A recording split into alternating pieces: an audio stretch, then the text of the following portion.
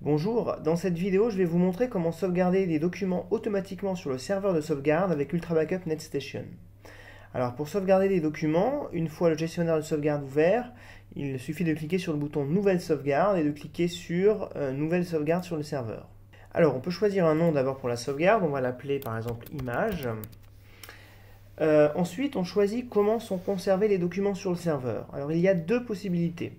Soit on conserve uniquement la version la plus récente des fichiers, soit on garde toutes les versions des documents sur le serveur. Autrement dit, on peut remonter dans le temps et récupérer des fichiers modifiés à un instant précis dans le passé.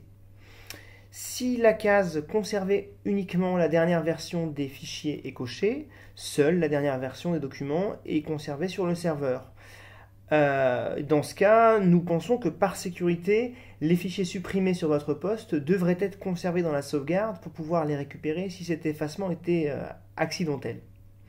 Mais vous pouvez choisir de ne pas conserver les fichiers supprimés dans la sauvegarde en cochant la case « Répercuter les suppressions dans la sauvegarde ». Si par contre la case « Conserver toutes les versions des fichiers » est cochée, l'historique des modifications apportées au fichier est gardé sur le serveur. C'est la méthode que nous conseillons car elle offre le plus de possibilités de restauration pour les fichiers sauvegardés. Pour configurer les options de versionning, il faut cliquer sur l'onglet « Rétention des anciennes versions ». Alors, on peut configurer ici les options de stockage pour deux types de fichiers. D'une part, les anciennes versions des documents. Vous pouvez choisir de toutes les conserver, de conserver les X dernières, alors par défaut 3, ou bien de choisir une fenêtre de conservation en nombre de jours, par défaut 7. Et le deuxième type, ce sont les fichiers supprimés sur le poste. Vous pouvez choisir une durée particulière pendant laquelle les conserver dans la sauvegarde en cas de besoin, avant qu'ils soient à leur tour effacés du serveur, par défaut 10 jours. Ensuite, je sélectionne les fichiers et les dossiers à ajouter. Alors pour sauvegarder un dossier Windows, il suffit de cocher son icône dans l'arborescence, mais on peut aussi ajouter des dossiers ou des fichiers personnalisés.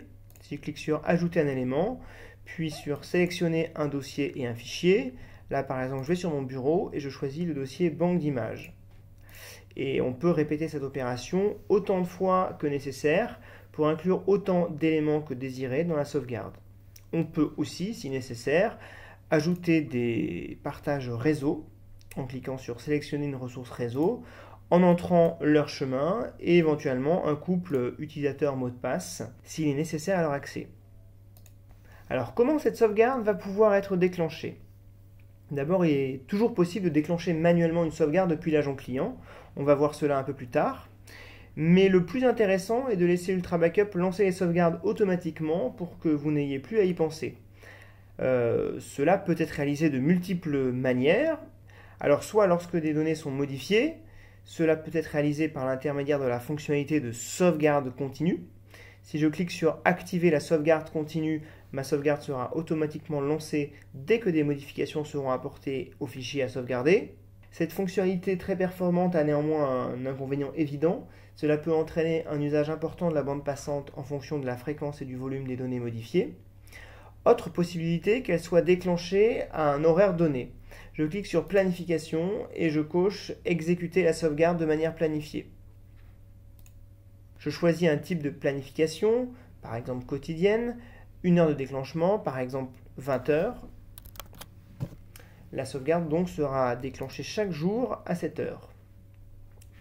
Encore une possibilité supplémentaire, lorsque l'ordinateur est démarré, si vous cochez la case « Exécuter la sauvegarde à l'ouverture de session », la sauvegarde sera exécutée à chaque ouverture de Windows. Enfin, il est possible de lancer la sauvegarde et d'éteindre le poste via un raccourci installé sur le bureau. Alors si le raccourci sauvegarde et éteindre n'est pas présent sur votre bureau, vous pouvez cliquer sur l'icône « Recréer le raccourci de sauvegarde et éteindre » sur le bureau.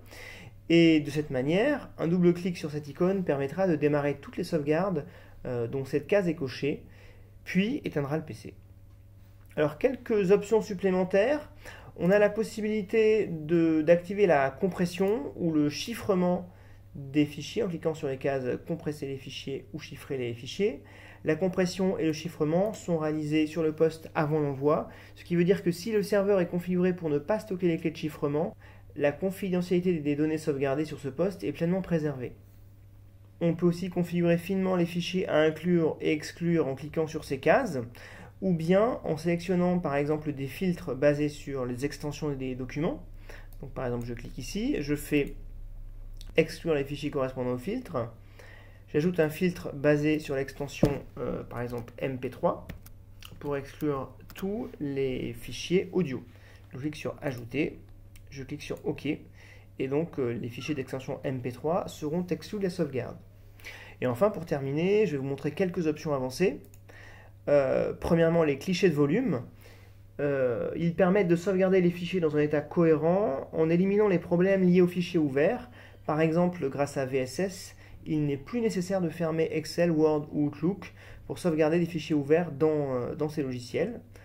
Alors, il est conseillé d'utiliser cette fonctionnalité et donc de cocher la case « Toujours créer un cliché des données ». Il est aussi possible de lancer des programmes avant ou après la sauvegarde en cliquant sur le bouton « Exécuter des programmes avant ou après la sauvegarde ».